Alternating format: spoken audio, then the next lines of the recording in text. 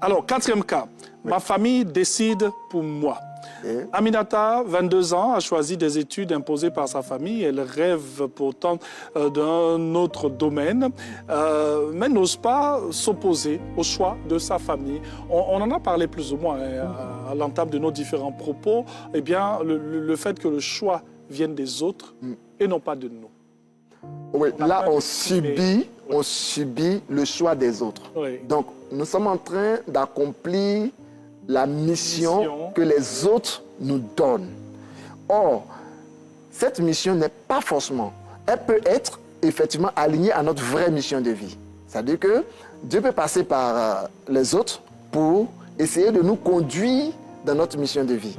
Mais lorsque ce que les autres me proposent n'est pas conforme à mon ressenti personnel, je ne dois pas me lancer, sinon je serai en train de satisfaire à leur volonté, mais moi-même, personnellement, je ne serai pas satisfait. Je vais vivre dans une insatisfaction perpétuelle, profonde. Je vais avoir du succès, mais ce ne sera pas ce que je recherche vraiment. Et là, je ne serai pas heureux. Je serai pas... Parce qu'en fait, ce qui nous donne le bonheur, c'est le sentiment d'avoir accompli quelque chose et d'avoir été utile.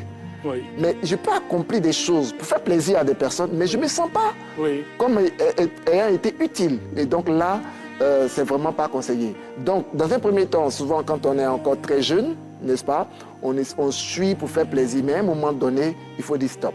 Il faut dire stop. Maintenant, je prends ma vie en main et je décide de faire les choses comme je les ressens. Je peux échouer, je peux avoir des échecs momentanés, mais cela peut me conduire quelque part de vraiment plus extraordinaire. Bien sûr. Il nous reste juste quelques minutes pour terminer. On va aller directement le cinquième cas. C'est plus ou moins ce que nous avons dit tout au long de nos échanges. On va aller avec le sixième cas. Le dernier cas, j'ai réussi, mais je ne suis pas heureux. Clarisse, elle a 45 ans, eh bien, a atteint ses objectifs professionnels, mais elle a une bonne situation. Elle ressent ce manque profond d'accomplissement personnel. Question, pourquoi la réussite ne garantit-elle pas l'épanouissement? Troisième cas,